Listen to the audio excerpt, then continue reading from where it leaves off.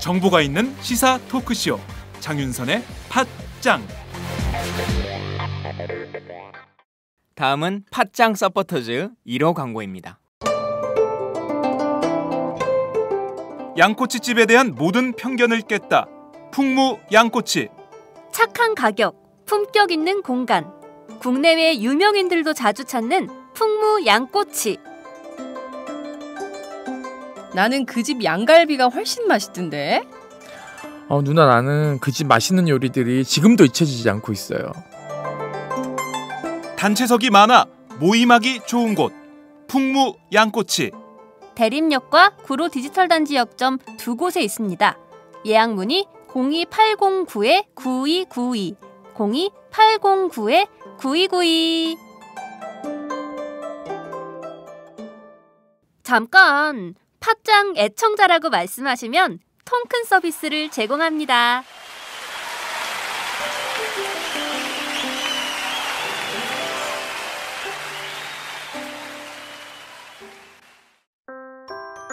안녕하세요. 충남 금산에서 아버지와 함께 인삼농사를 지어 홍삼을 만들고 있는 젊은 농부 이성규입니다. 사람들은 쉽게 양심하지만 양심은 말로 하는 것이 아닙니다. 품질로 증명하는 것입니다.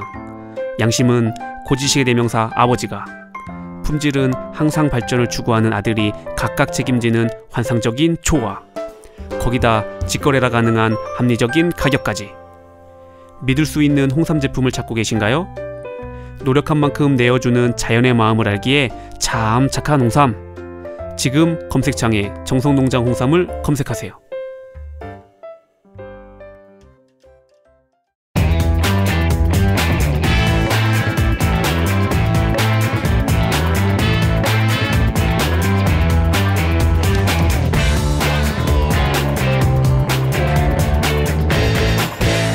이상민의 뜨거운 정치.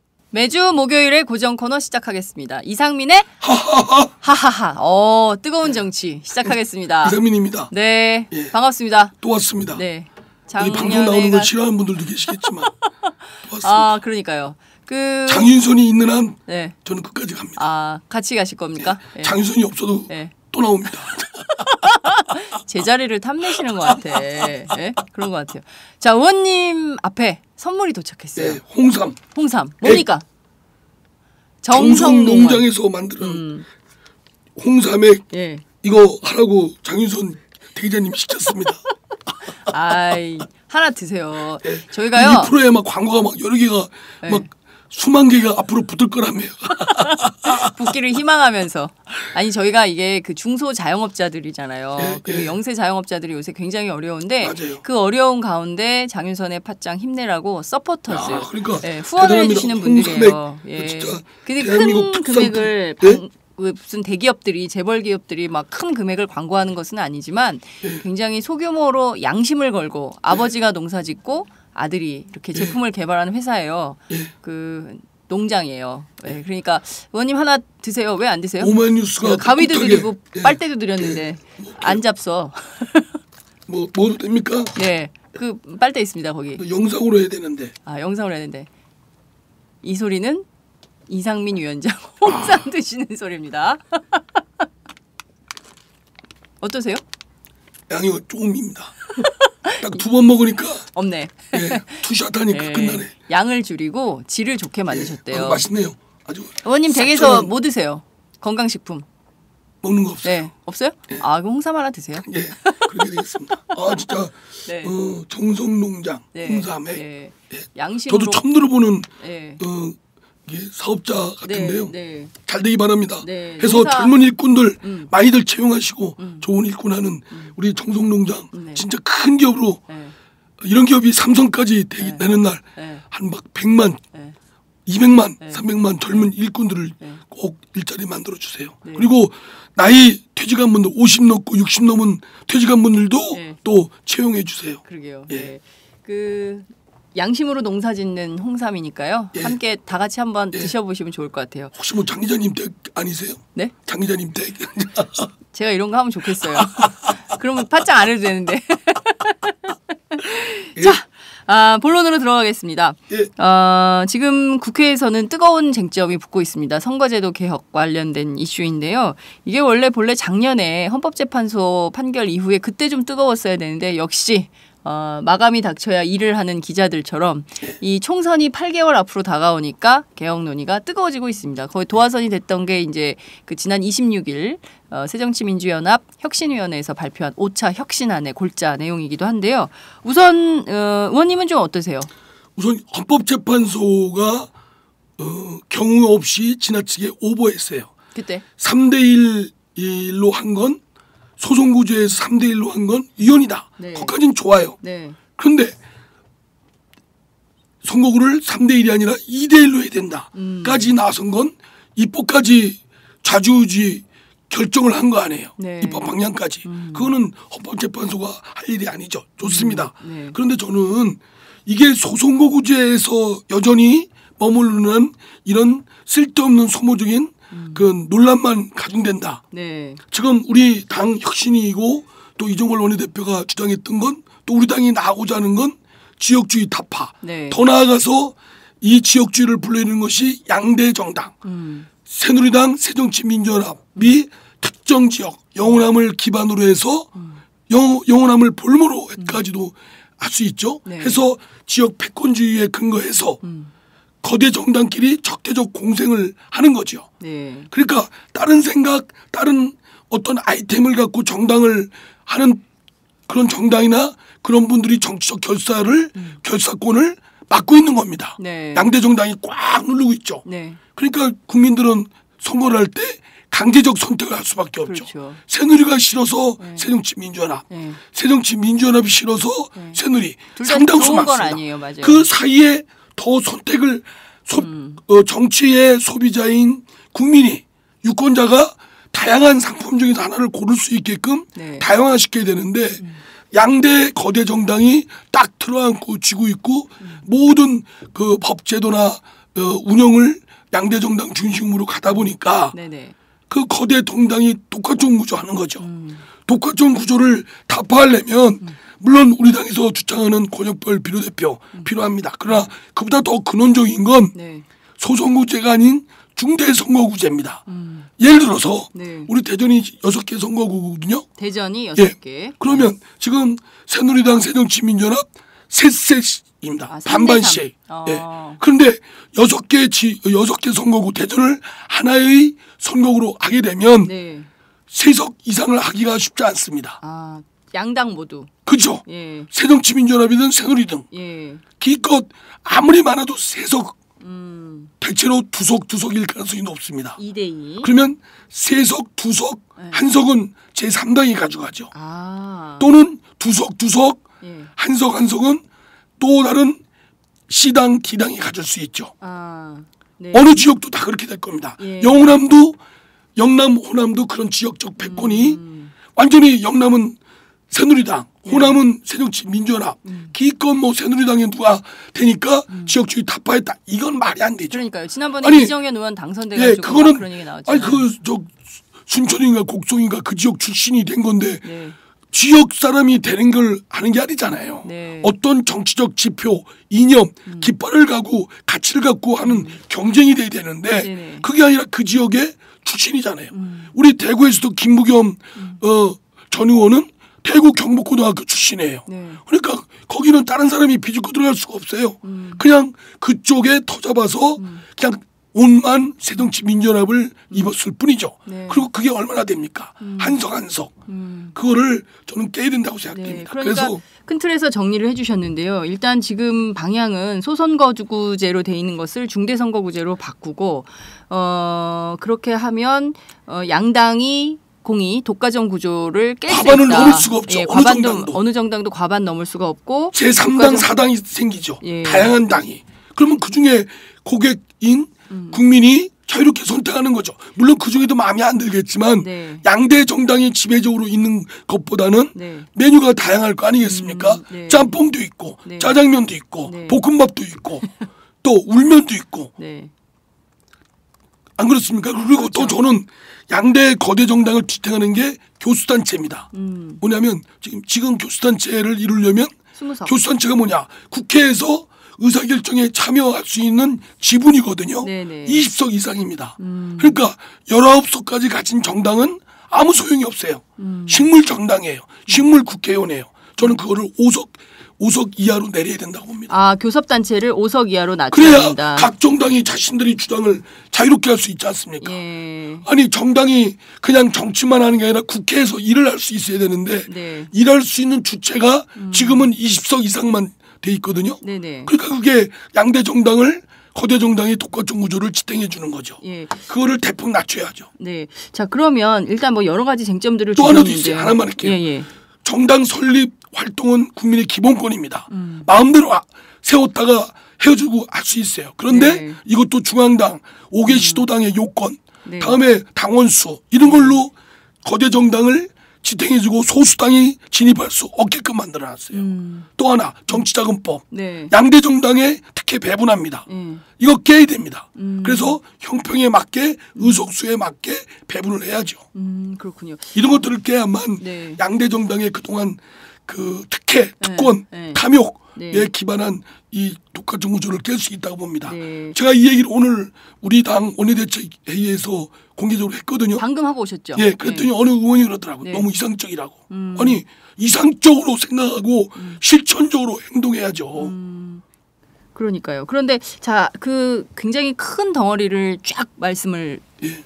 총론으로 해주셔가지고요. 지금부터는 하나하나 나눠서 쟁점별로 한번 얘기를 해볼게요. 자, 우선 중대선거구제를 주장하시는데요. 일단 지금 현행 소선거구제의 문제점이 있기 때문에 중대선거구로 가야 된다라는 말씀하셨는데요. 1972년 그러니까 유신 정권 때 우리가 중대선거구제를 한 적이 있었어요. 그죠? 한 선거구에 2명씩 뽑았죠. 그렇죠. 그거는 양대 정당을 지탱해 주는 거죠. 2석뿐이니까. 2석뿐이니까. 3석 이상을 내야죠. 아, 3석 이상. 예. 그러니까 저는 아까 말씀드린 예. 대전광역시 같은 경우는 예. 6석 또는 7석을 한꺼번에 한 선거구로 뽑으면 됩니다. 한 번에 6석을 한꺼번에 뽑는 그 석은 그 의석수는 늘리지 않고 딱 6석을 그렇죠. 가지고 예, 예. 지역구 의원의 경우에 예. 그렇게 하면 한 일단 당이 3석 이상을 갖기가 어렵죠.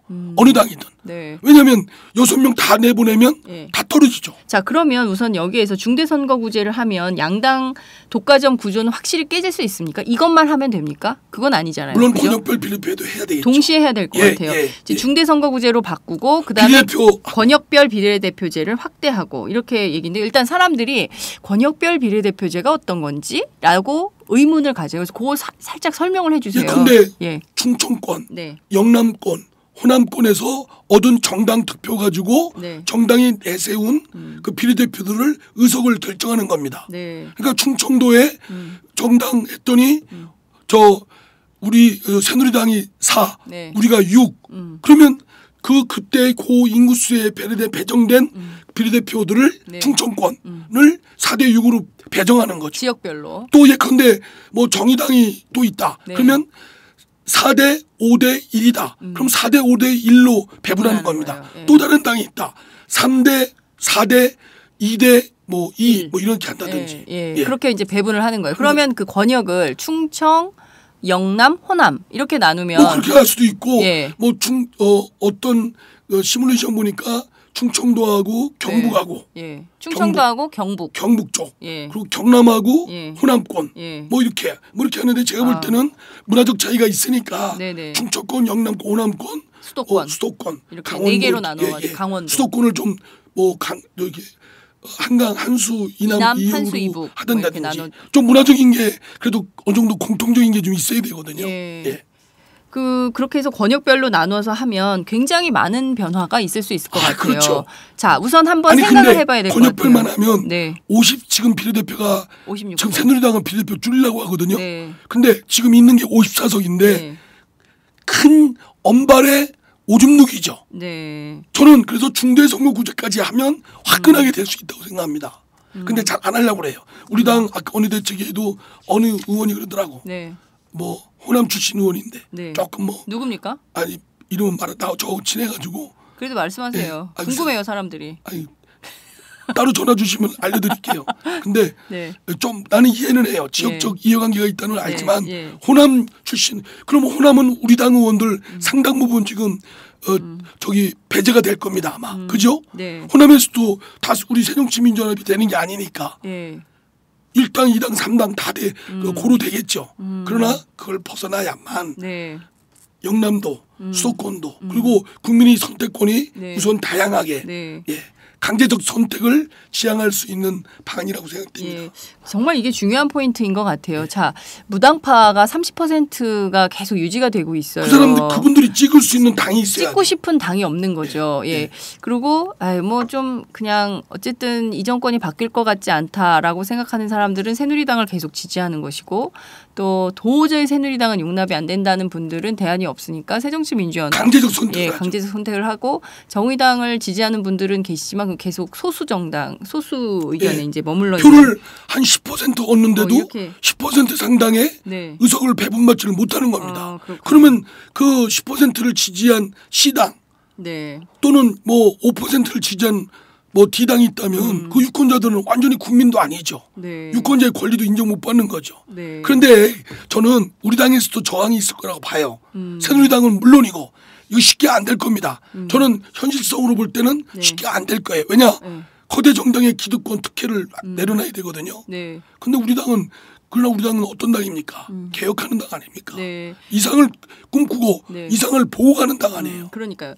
자, 좀 정리를 해보도록 하지요. 자, 우선 이상민 위원장의 주장은 일단 선거제도 개편에서 제일 중요한 것이 중대선거구, 현행 소선거구제를 중대선거구제로 변화하고 동시에 권역별 비례대표제를 예. 확대해야 된다라는 입장이십니다. 두 가지만 하더라도 제3당의 소수정당의 진출 가능성은 높아지고 제3당 제4당한테 그렇죠. 기회 주는 거죠. 그렇죠. 다른 뭐 A, B가 지금 석권하고 있다면 C, D당 혹은 예. 그밖에 E, F당까지도 만들어져서 다당제로 변화할 가능 그렇습니다. 다양한 정치적 선택이 예. 가능한 그러니까 국민 선택권이 확대되는 방향으로 정치가 변화하고 발전해야 된다. 이런 입장을 주셨어요. 그리고 그렇죠? 어느 당이든 과반수를 넘을 수가 없으니까 힘자랑을 할 수가 없습니다. 그렇습니다. 마음대로 못해요. 우쭐거리는 것이 없어지죠. 151석만 되면 그렇죠. 상대를 설득하는 정치 문화가 이제 정착이 되겠죠. 그렇군요. 누구든지요. 네. 장 기자님도 막 이렇게 힘이 세시고 좀 그러잖아요. 네. 그럼 막 우쭐거리고 싶으시잖아요. 막 저 막 누르고 싶고 막. 왜 그러세요? 저는 그런 사람 아닙니다. 뺨대기 때리고 싶고 막 그러시잖아요. 아니, 저를 굉장히 저는, 그 네. 댓글 달렸어요. 뭐라고요? 그 이상민 위원장의 그런 그 누구를 발언이- 닮았다고 하는 표현이 나쁘다. 그런 표현 지양해 달라 이런 혹시 댓글이. 가족 중에 그런 분 아닙니다. 자, 그런 건 아니고요. 자, 뜨거운 쟁점이니까 정말 뜨겁게 토론이 되는 것 같아요. 전체 지금 54석 비례대표, 그죠? 그리고 이제 그 통합진보당이 해산됐기 때문에 2석이 공석이어서 전체 보면 현재로는 52석이 유지되고 있는 상황인데 전체 300석 가운데. 자, 그러면 지역구 의원들이 현행을 유지한다면 의석수를 300석으로 유지한다면 지역구는 좀 줄이고 비례대표를 늘리고 이렇게 가야 되는 새누리당은 방향인가요? 줄이려고 하잖아요. 지역구 지키려고. 새누리당은 전 반대로 가고 있고요. 자, 일단 우선 그런데 새정치민주연합에서 혁신위에서는 69석 늘려서 369. 그리고 전 반대. 이종걸 대표는 390석. 예. 대신 세비는 절반으로 뭐 이런 안을 내놨어요. 그렇지만 그분들의 예. 새누리당은 반대 이런 입장인데요. 자, 우선 이 안에 대해서만 어떤 생각이세요? 저는 반대입니다. 우선 뭐 전문가 학자 중에는 국회의원 수가 다른 나라에 비해서 적으니까 느리자 이런 네. 주장하는 분도 있고 반대하는 분도 있고 양론이 있어요. 그런데 국민이 허용을 안 해요. 허용을 안 하신다고요. 지금 안 하는 걸 반대 뭘 여론이 높아요. 예, 높죠. 저 가면 욕바가지 먹어요. 특히 이종걸 의원하고 친하다니까 싸잡아서 욕 먹어요. 제가. 너 이종걸하고 친하지. 왜 쓸데없이 국회의원 수 느리냐고 이런 얘기하냐고. 어제도 대전 가는데 막 어르신들이 막 엄청 못했어요. 그건 국민이 허용치 않아요. 네. 그거는 먼 얘기예요. 네. 우리가 잘해서 정치를 잘해서 정치인들이 진짜 잘하네. 정치 믿을 수 있네. 저 사람들을 부려먹으니까 내 삶이 달라지네. 좋아지네. 편해지네. 예. 이런 믿음이 돼야 일꾼 하나 더 뽑자는 얘기 나오지. 네. 안 되죠. 네. 그거는 그분들의 뜻은 알아요. 진위가 그거 아니라는 거. 네. 지역주의 타파하고 양대 정당의 독과점 구조를 깨자. 혁파해야 된다. 그런 안으로 나오는데 현실적으로 지역구를 없애고 뭐 중대선거구제하고 이러면 새누리당이 안 받으니까 고육직책으로 그러면 정수를 늘려서라도 지역적 혁파 패권을 부숴버리자. 네. 이런 뜻은 아는데 네. 우선 국민들은 언론에서 보세요. 새누리당이 이용해 먹잖아요. 그 원래 진위는 제쳐놓고 네. 야 국회의원 수 늘리지 않느냐 이걸로 비판하잖아요. 그러니까 그러니까요. 그 전략상 조금 미스였다고 저는 생각해요. 아, 지금 그러면 위원장님께서도 그 국회의원 정수 300석에서 더 늘리는 것은 반대다. 그러면 그거 지역구를 맞아 죽어요. 예. 지역구를 축소해야 되는데 과연 그러면 농어촌 지역의 지역구 의원들이 그것을 내려놓을까라는 의구심이 있는 거예요. 새누리당이 사실 그래서 반발하는 거 아닙니까? 그런 뭐 우리 당도 그럴 수 있죠. 네. 당연히 지금 헌법재판소 2대1로 맞추려면 영남 호남은 줍니다. 그리고 수도권이 늘고 뭐 충청도가 몇 석 늘고 뭐 이런 식이에요. 예. 그런데 모르겠어요. 물론 지역의 대표성도 유지해야 됩니다. 또 인구만 하다 보면 농어촌의 대표성이 무시되는 그런 거 네. 있어요. 그러니까 그거는 뭐 저 지역구 범위 내에서 정하면 될 일입니다. 정수. 네. 그리고 그걸 지키기 위해서 국회의원 수를 늘리지 않는 건 말이 국민이 허용을 안 하고 네. 그렇다고 비례대표 줄이는 건 네. 더더구나 말이 안 되죠. 예. 예. 그런 새누리당 그런 장꼼수 쓰면 안 되죠. 네. 그런데 이 권역별 비례대표를 늘리게 되면 그 지금 현행 비례대표하고는 어떤 차이가 있는 겁니까? 현행 비례대표의 경우에는 이른바 전문가 집단처럼 해서 그 각 당이 요구되는 뭐 계층을 대변하기도 계층은 거의 대변이 안 되지만 여하튼 영역별로 직군별로 대변을 하지 않습니다. 뭐 노동 아니면 뭐 의료 뭐 이렇게 뭐 이런 식으로 이제 아무래도 이제 지역에서 네. 실제로 활동하는 그런 활동하시는 분들을 네. 말하자면 발탁할 수 있는 좋은 기회도 될 수 있고요. 권역별의 이점은 경우. 그렇죠. 그 지역 지금 보면 다들 뭐 전문가라지만 서울 쪽에 모여 있는 사람들이 비례대표들 보면 서울 사람들 아니에요. 대체로요. 그죠? 지방에서 활동한 사람은 거의 없고 그러니까 이제 지역의 분권과 균형 발전을 가기 위한 또 지역의 그런 활동가들한테 그런 기회를 주기 위해서라도 네. 뭐 그런 점이 있죠. 예. 그리고 뭐 전문가들 안 나면 서울권에서 수도권에서 그렇게 배려하면 될 일이고요. 또 지역에도 전문가들이 있습니다. 지금까지 계속 매스컴이나 뭐 등등이 서울에만 모여 있으니까 네. 뭐 서울에 있는 사람들만 똑똑하고 실력 있는 걸로 아시는데 저도 대전 저 유성에서 왔습니다. 네. 저 얼마나 그러니까요. 똑똑합니까? 말씀하신 대로 비례대표는 서울 사람 아니냐라는 것에 대해서 많은 지역에 계신 분들이 공감할 사안인 것 같습니다. 예, 그리고 지역에도 전문가 있습니다. 국민도 그럼요. 있고. 예, 그렇죠. 예, 그런 분들이 적극적으로 정치에 참여해서 분권과 자치, 균형 발전의 역할을 할 수 있다. 그런 식으로 정치가 바뀌어야 된다. 이런 말씀을 주셨습니다. 관련해서는 저희가 김태년 정개특위 야당 간사를 모시고 또 얘기를 들을 거여서요. 김태년 의원 좀 있으면 올 거 아니에요. 예. 오면 좀 장 기자님이 세게 좀 해주세요. 예.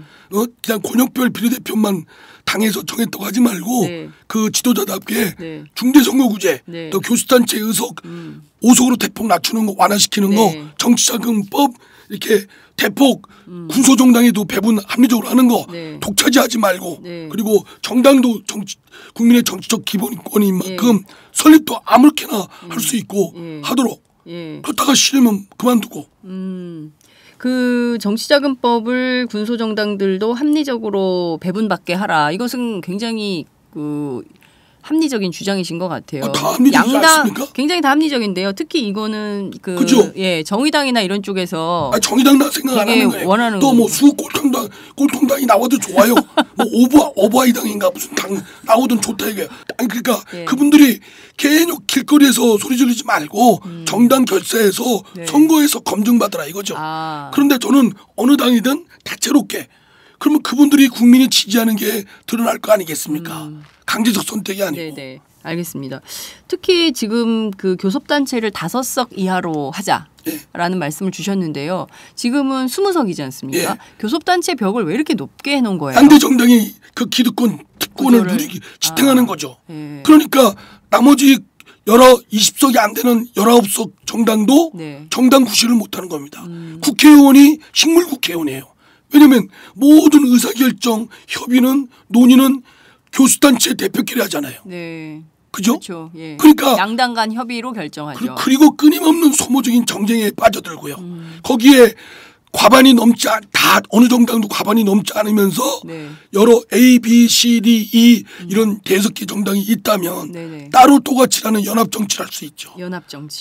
타협과 연합 정치를. 네. 어느 누구도 힘자랑을 안 하죠. 예. 고릴라 같이. 말씀하신 대로 지금 따로도 같이 가는 연합 정치 필요성은 서구에서도 굉장히 예. 우크라파에서도 되게 열심히 적극적으로 선진국들 하는 다 하고 있지 다 하고 않습니까? 있는데 우리만 이거 예. 하면 뭐 큰일 나는 것처럼. 그래야 통일 북한을 전제로 북한을 상대로 그들이 존재를 인정하면서 통일로 가는 길에도 그들이 여지를 남겨놓을 수 있는 여지가 되는 거죠. 네, 그렇군요. 자, 그런데 지금 이 문제에 대해서 새누리당이 다 반대하지 않습니까? 이런 안 받아주죠. 우리 당도 저항 세력이 많아요. 새정치민주연합 말하자면 안에도 이런 얘기입니다. 네. 중대선거구제를 하면 돈이 많이 든대요. 아니 그러면 미국은 한 주에 상원 의원 2명을 어떻게 뽑습니까? 우리나라만한 땅덩어리에 대표가 2명 뽑아요. 상원 의원을. 네. 그럼 그 사람들 어떻게 그 돈은 어떻게 하나요? 우리가 돈은 들어가도 제대로 된 국회의원을 뽑는 게 중요하죠. 국민들은 지금 선거 공영제예요. 네. 그래서 우리가 돈 들어가도 다 정당에 쓴 돈은 다 돌려받습니다. 네. 이제는 돈 없는 사람도 정치할 수가 있어요. 예. 그러니까 중요한 건 제대로 된 정치인이 제대로 된 정치를 하라는 거지.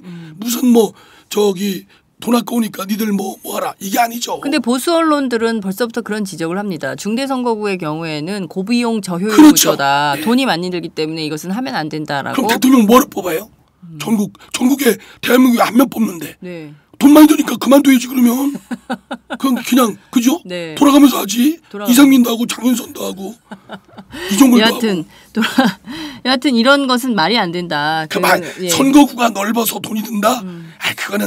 그거는 그냥 코에 닮은 코골이 귀에 닮은 귀걸이고 하는 구실이고. 네. 아니 보세요. 제가 말씀드리는데 네. 그럼 대통령 한 명을 왜 뽑아요? 어떻게? 정치 개혁에 대한 의지가 있다면 바르고 제대로 된 정치를 해야 되겠다는 의지만 있다면 양당이 공의 결단을 해서 추진해야 된다 이런 말씀하신 그리고 거예요. 중대선거구제가요. 네. 우리 대전에 6개의 선거구잖아요.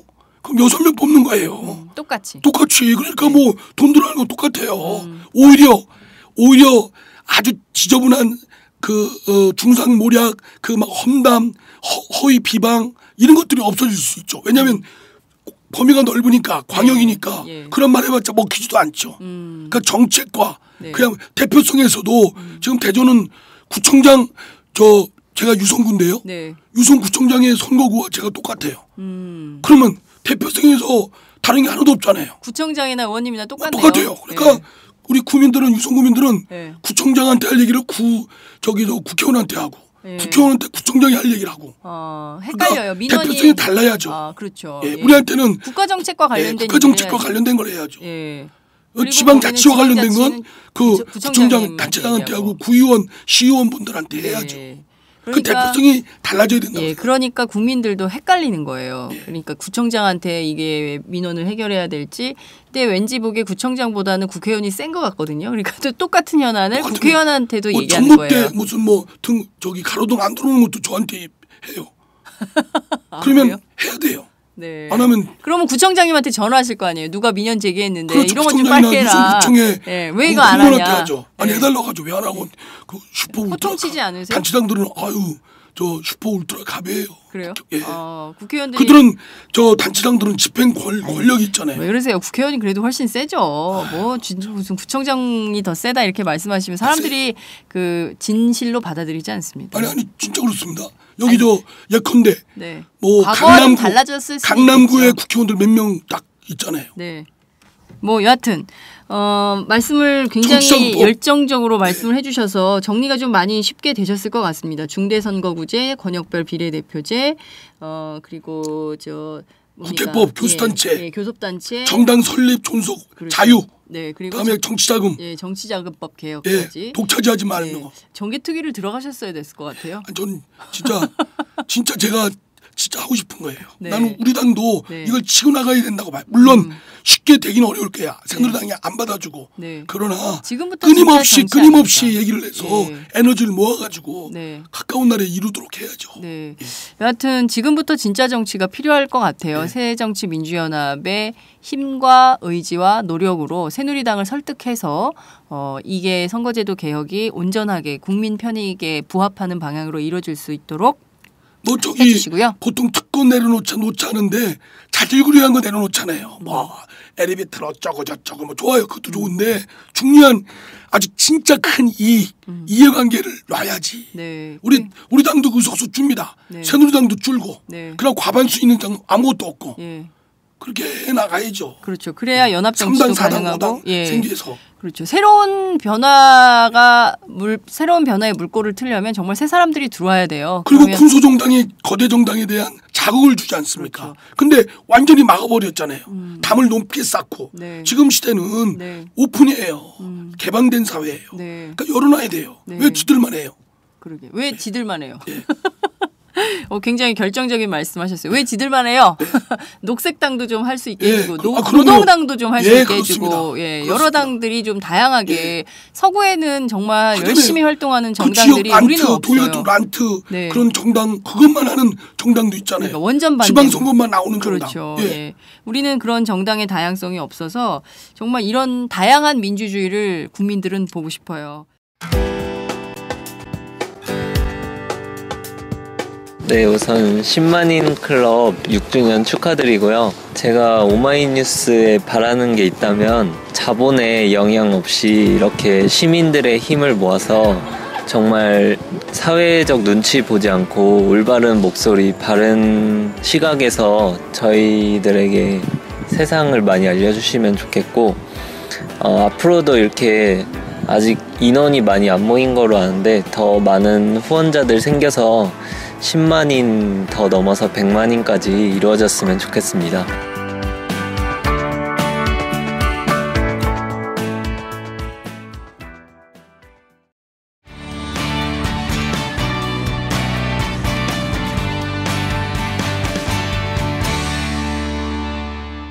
여러분은 지금 오마이뉴스 장윤선 기자가 진행하는 팟캐스트 팟짱을 듣고 계십니다.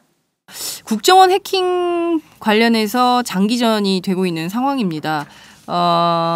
여전히 대테러용이었다라는 정보기관, 그러니까 국가정보원의 입장은 바뀌지 않는 이런 상황인데요.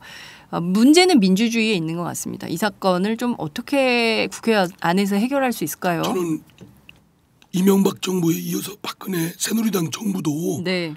쓰레기를 쓰레기로 덮고 있어요. 쓰레기를 쓰레기로 덮고 있다. 세월호 참사 사고를 그 청와대 문건 유출 사태로 덮었잖아요. 또 청와대 문건 유출 사태를 성완종 리스트로 덮고 있죠. 이 성완종 리스트를 또 메르스로 덮고 있고 메르스를 이 엄청난 메르스 사태를 국정원 해킹으로 더 덮고 있고 어느가 하나 진상규명 제대로 되지 않았고 책임지는 놈 한 놈 없고 해결책도 없어요. 뻔뻔 아니 작년 세월호 참사 청와대 문건 제치고 올해 일어난 것만 봐도 성완종 리스트 아주 추악한 시궁창 냄새가 나는 박근혜 새누리당 정권의 부패골인데 그 진상이 규명되긴커녕 오히려 면죄부를 주고 의혹만 더 증폭됐죠. 이거 특검을 통해서도 빨리 해야 되잖아요. 네. 그리고 또 메르스 뻥뻥 뚫리고 국민의 생명과 안전을 보장하는 방역 체계가 국가가 없는 거예요. 국가가. 네. 그 아마 지금부터 한 시간을 거꾸로 돌아가서 2개월 전만 돌려봐요. 네. 얼마나 국민들이 막 떨고 그랬나요? 그렇습니다. 예? 다른 사람 막 악수하는 것조차도 막 하고 막 찝찝하고 얘기도 안 하고 놀러도 안 가고 네. 집에서 틀어박고 있고 골목 상권 다 망하고 재래시장 망하고 극장 망하고 다 망했잖아요. 예? 네. 외국 사람도 관광도 안 오고. 조금씩 살아나고 있습니다. 그러니까요. 예. 그건 뭐 사람들 저기 좀 오고 있고요. 그거는요. 네. 저기 누구죠? 황교안 예. 총리의 얘기입니다. 아 그래요? 이제 끝났다. 네. 일상생활로 돌아가자. 뭐가 끝내 끝나기는. 예. 일상생활로 돌아가면 아무 일 없다는 듯이 해야 됩니까? 바로 저는 해킹 사건도 앞에 것 놓치지 말아야 된다고 생각해요. 우리 당은 끈질기게 그렇죠. 예. 지금까지 문제된 거 메르소, 성한종 리스트, 청와대 문건, 세월호 참사 뭐 하고 있습니까? 그건 그대로 아니, 네. 그러니까 그거 놓치지 말았나. 네. 이 국정원 해킹에 네. 몰리다 보니까 네. 그걸 놓치고 있어요. 네. 놓치지 말았나 생각하고요. 그러니까요. 저는 그걸 붙잡아야 된다 생각해요. 제가 저희 프로그램에서 계속 강조하고 있는 바이기도 한데요. 각 분야에 좀 전문적으로 끈질기게 끝까지 좀 그 불독 정신으로 기자들도 마찬가지거든요. 자기가 한번 그 사건에 대해서는 그 문제가 해결될 때까지 정말 죽을 때까지 파는 탐사 전문 기자들이 있는데요. 마찬가지로 정치인들도 좀 특히 야당 정치인들은 그런 근성이 좀 있어야 되는 거 아닌가라는 생각이 좀 들어요.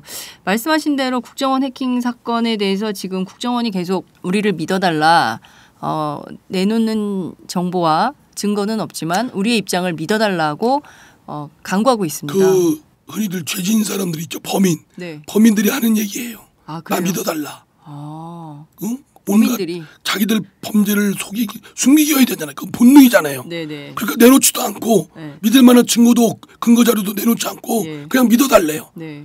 믿을 짓을 지금까지 했습니까? 네. 물론 전과자는 서럽죠. 네. 서러운데 네. 한두 번 했냐고요. 이번에도 너무 의혹 오늘 원내대책에서 정청래 의원이 네. 조목조목 의혹을 제기하는데 네. 그 돌아가신 국정원 임직원. 그 직원 네. 그분의 그 사망 전후 경위에 대해서도 의혹 제기하는데 네. 굉장히 설득력이 있었어요. 예. 저는 도처에 해킹을 비롯해서 의문덩어리예요. 그렇습니다. 근데 이걸 새누리당이나 국정원이나 이 정부는 알고 있는 거예요. 뭉개면 오히려 되받아치면 적반하장으로 눈을 부릅뜨면 그러면 희석되겠지. 물타기 되는 거지. 이렇게 지금까지 해왔던 거죠. 네. 그리고 또 다른 쓰레기에 의해서 또 뒤엎어지겠죠. 네. 지금 그래서 노동개혁을 포함한 4대 개혁한다는 거 아닙니까? 그렇습니다. 그걸로 또 정신을 팔게 하는 거죠. 그러면 누구로 또 그거 가지고 하다 보면 국정원 해킹도 옛날 얘기가 되는 거죠. 불과 메르스도 불과 한 달 전 지금도 진행된 얘기인데도 국민들이 잊어먹고 있잖아요. 네.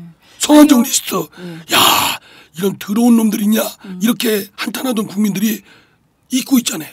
잊혀지고 있잖아요. 아니요. 국민들은 잊지 않고 있어요. 다만 언론에서 사라져서 이게 어떻게 되는 거지? 라는 궁금증은 갖고 있지만 언론들이 많이 쓰지 않으니까 지면에서 사라지니까 관심도 없어진다고 정말, 생각하고 정치인들도 이제 국민들한테 이게 마음에서 떠난 이슈인가 보다 하고 또 새로운 이슈를 찾아서 함께 다 같이 이제 뛰어다니는 이런 상황이 아닌가 이런 생각이 좀 드는데요. 진짜 끈질기게 각 그런 해결도 안 된 그런 것들을 다 부둥켜 안고 끝까지 물고 늘어야죠. 자, 검찰에 고발장을 내셨어요. 새정치민주연합이 이 사건과 관련해서 수사를 해야 되는데 이 수사 검사들이 국정원에 파견 나갔던 검사들한테 사건이 배당이 된 거예요.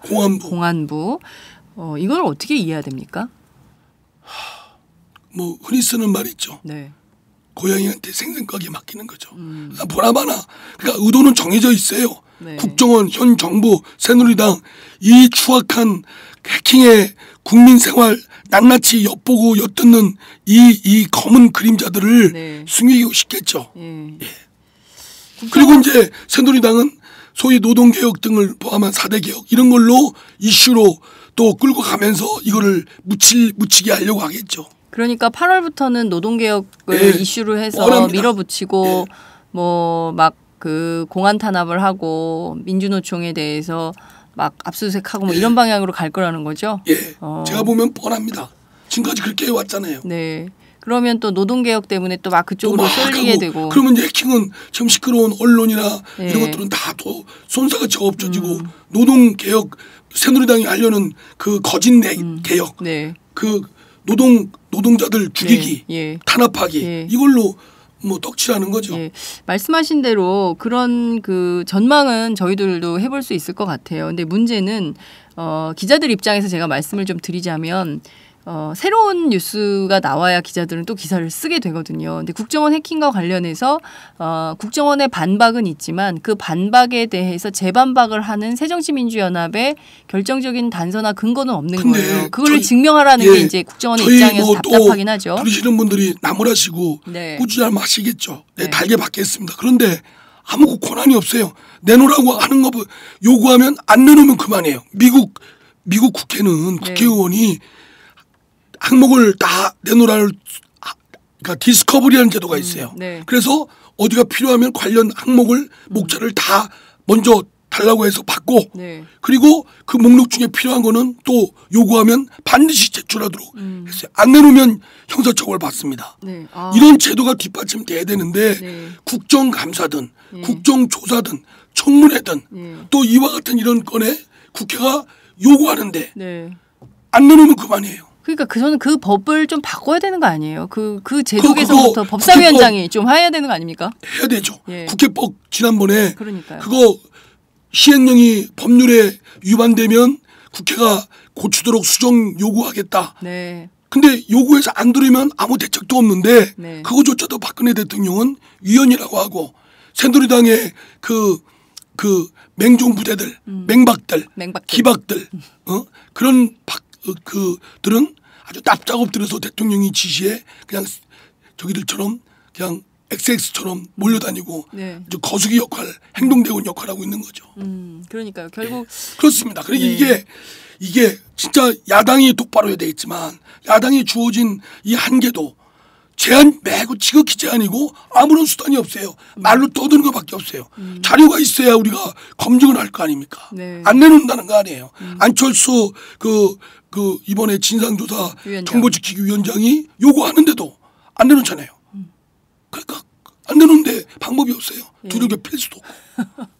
그러니까요. 저희도 참 이 방송 프로그램 진행하면서 모든 국민들이 안타까워 하실 것 같아요. 야당이 좀 그래도 130석이라는 큰 의석을 가진 거대 야당이기 때문에 이 야당이 주장하는 바에 대해서 좀 관철될 수 있는 여지가 있어야 되는데 전혀 그게 안 먹히고 있으니까. 그래서 저희들이 또 그렇게 해봤지 않습니까? 네. 국회를 뛰쳐나가고 파행시키고 뛰쳐나갔더니 오히려 더 좋아해요. 정부가 간섭 안 받으니까. 지들 멋대로 하고 네. 그리고 소위 선진화법에 의해서 예산안을 그냥 확 날치기 직권상정시켜서 처리해버리잖아요. 네. 그러니까요. 그러니까 지금 야당의 역할이 과거에 비해서 굉장히 힘이 없고. 네. 그래서 물론 우리들이 결기를 갖고 잘 해야 되겠지만 네네. 이와 같은 제도 보완에 적극 나서고 할 테니까 국민들께서도 저희들 나무래시는 건 나무래시더라도 힘을 좀 실어주십시오. 네. 해내겠습니다. 네. 오늘 무슨 당대표 출마 선언하시는 것 같아요. 이상민이 당대표 되는 날 네. 새정치민주연합의 미래가 있습니다. 그렇구나. 출마하실 거예요? 네, 할 거예요. 언제요? 20대 국회의원 되면. 20대 국회의원 되면 떨어지면?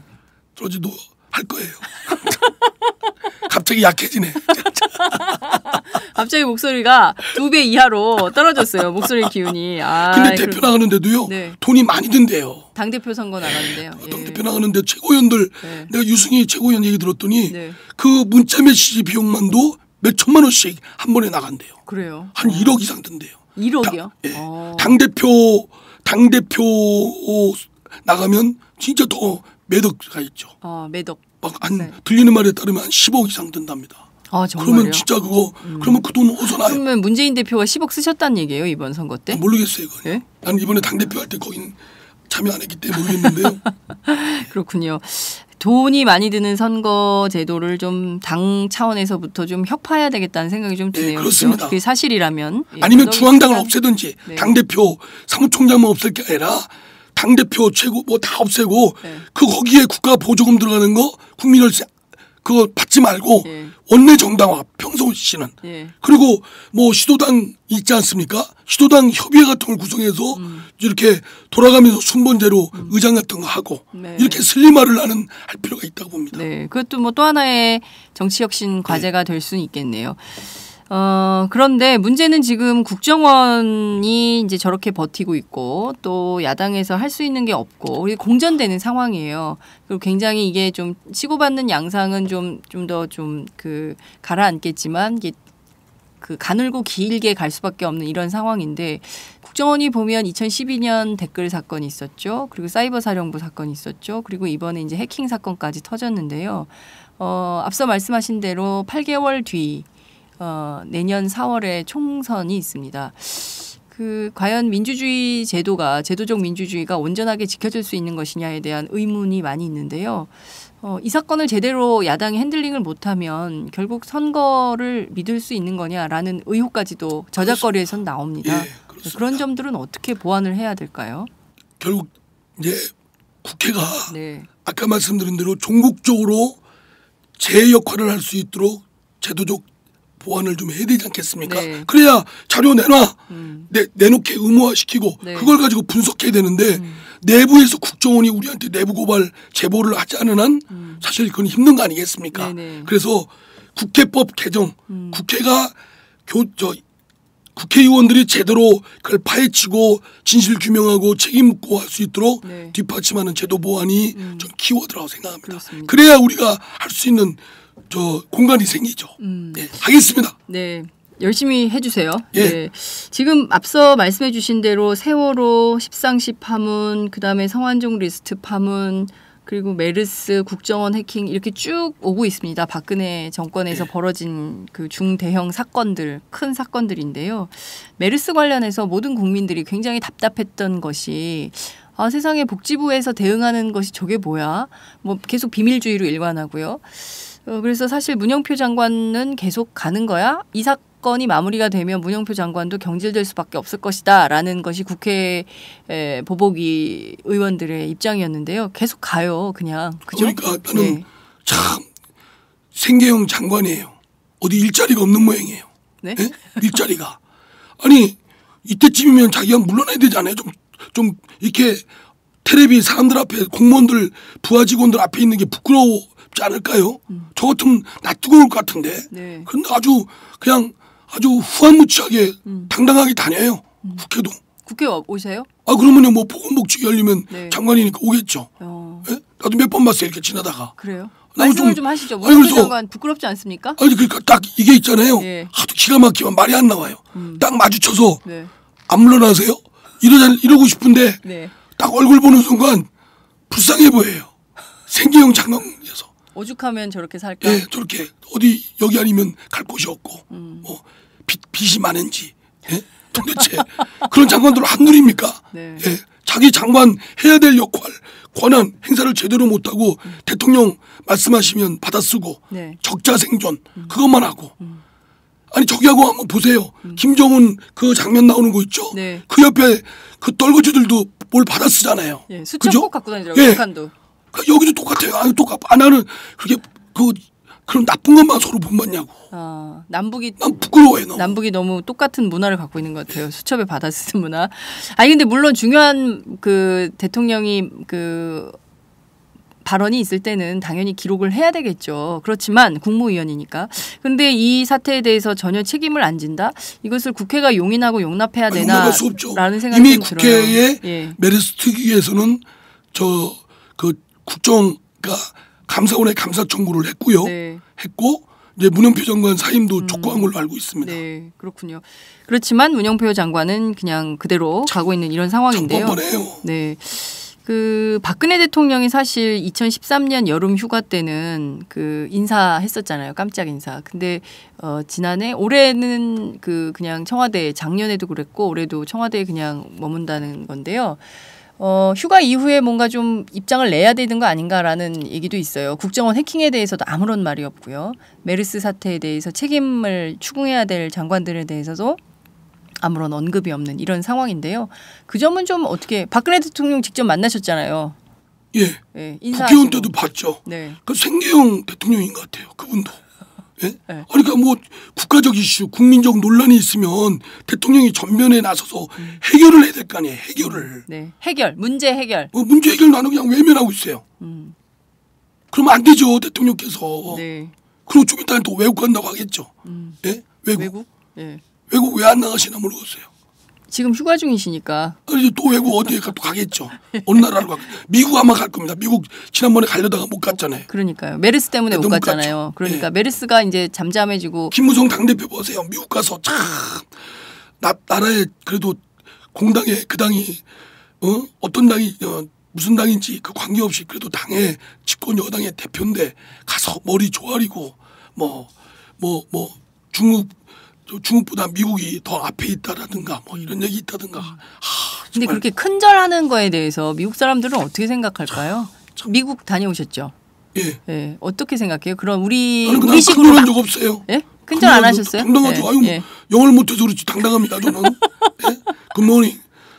굿모닝? 예, 레이디 앤 젠틀맨. 뭐 이렇게. 그다음에 무슨 말? 거기까지만 해요. 나이스 투 미츠.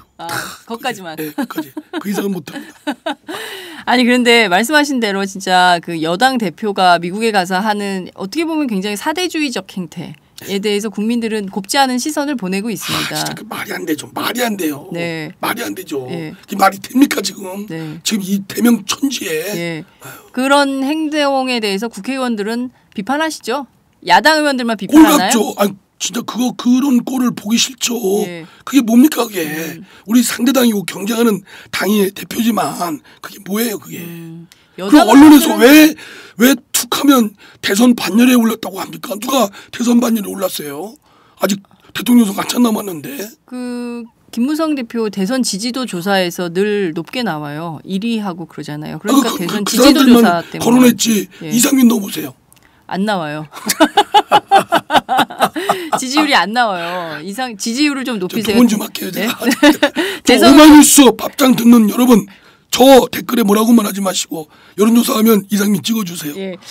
자, 오늘 저희가 선거제도 개혁 그다음에 국정원 해킹 사건에 대해서 얘기를 해봤는데요. 지금 법사위에는 쟁점 법안들이 어떤 게 있나요? 군사법개혁. 예. 이게 군사법개혁이 정말 해야 되고 꼭 제가 법사위원 제 첫 번째 소임이고요. 네. 다음에 이제 특허 우리나라가 법원의 경쟁력을 높이기 위해서 그 특허 법원의 관할을 집중시키는 그것도 네. 서울권의 변리사 변호사들 이권 때문에 안 가고 있어요. 네. 공익적으로는 집중시켜야 되는데 네.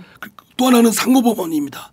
대법원의 그 폭주하는 업무 부담을 네. 이로 인해서 제대로 국민들이 그 혜택을 보지 못하는 피해를 보는 법률 서비스를 제대로 받지 못하는 걸 어떻게 하느냐 그 방책이 하나로 대법원에서는 상고법원을 내놨는데 네. 그에 대한 양론이 뜨겁게 있습니다.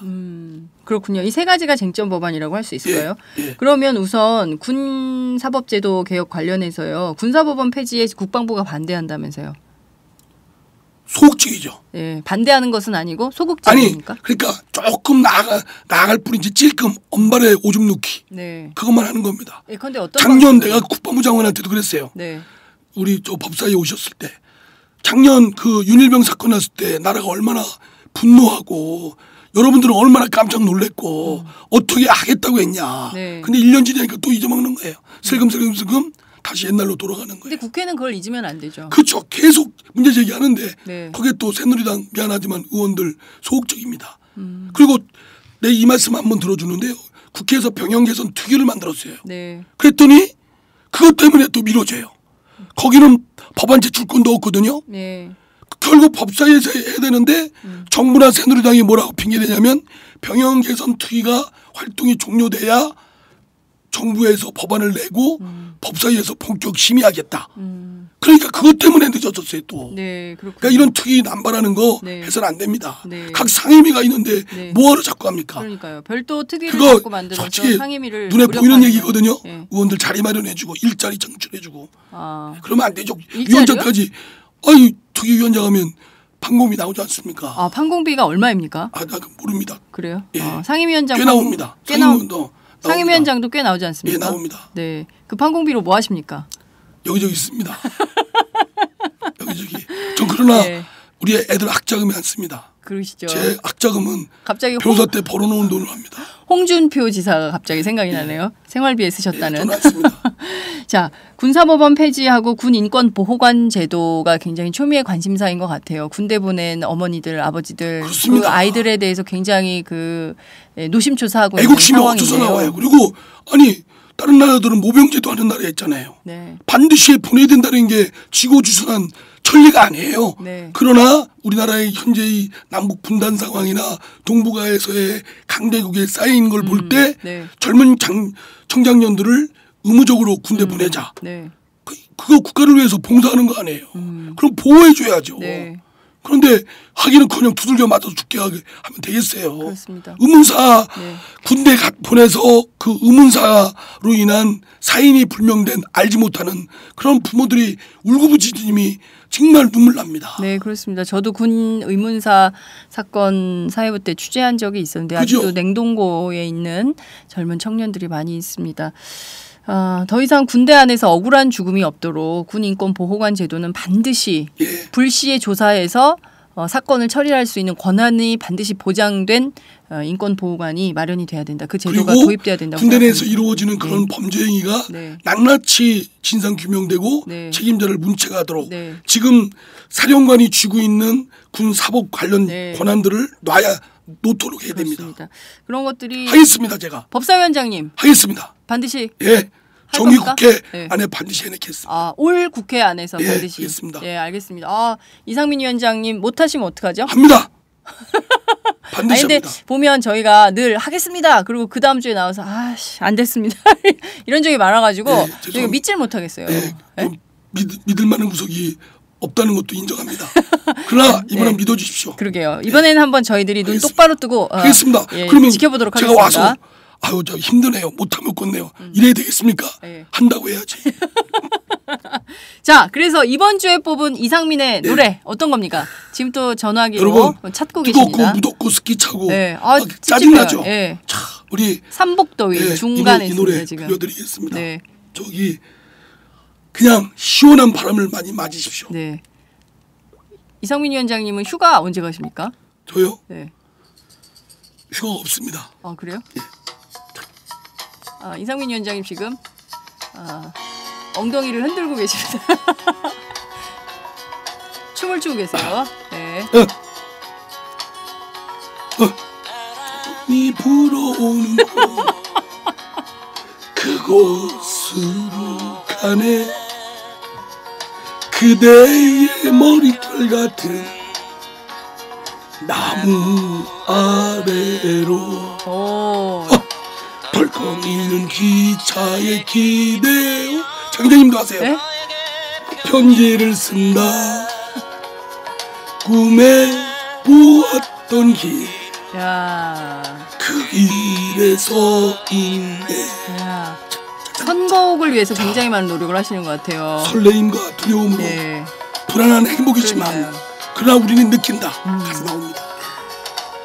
설레임과 두려움으로 불안한 행복이지만 우리가 느끼며 하늘과 사람들 날들도 있지만 새로운 꿈들을 위해 바람이 불어오는 그곳으로 가네. 스튜디오가 굉장히 더운데 시원해졌어요. 그렇죠. 바람 한번 쉬시고 김광석의 바람이 불어오는 걸로 갑시다. 그러니까요. 힘겨운 날들도 있지만 새로운 꿈들을 위해서. 그러니까요. 정말 시원해지고 있습니다. 아마 이 방송 듣고 계신 저희 애청자분들께서도 이상민 위원장님과 함께 더불어서 시원한 곳에서 오늘 행복한 하루 되셨으면 좋겠다는 말씀 드리겠습니다. 위원장님 이제 인사해야 돼요. 행복하세요. 시원하게 지내세요. 오늘 화이팅! 하루 시원하세요. 화이팅! 감사합니다. 화이팅!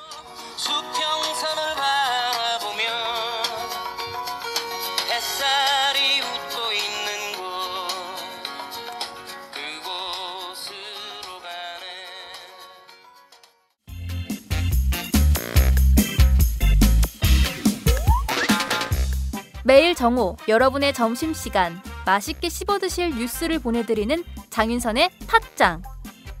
매일나 신선한 뉴스를 맛보고 싶으시다고요? 보수 언론이 대충 훑고 지나간 뉴스 그 이면의 진실을 알고 싶으시다고요? 그렇다면 여러분의 곁에 장윤선의 팟짱이 있습니다. 좋아요와 구독하기로 응원해주세요. 포털사이트 검색창에서 장윤선의 팟짱을 치거나 모바일 앱스토어에서 팟빵 클릭 후 장윤선의 팟짱을 들러주세요. 요거 재밌네 할 때는 과감하게 좋아요를 눌러주세요. 여러분의 꼼꼼한 사랑이 팟짱을 키웁니다. 장윤선의 팟짱, 애청자 여러분, 좋아요와 구독하기 꼭 부탁드립니다.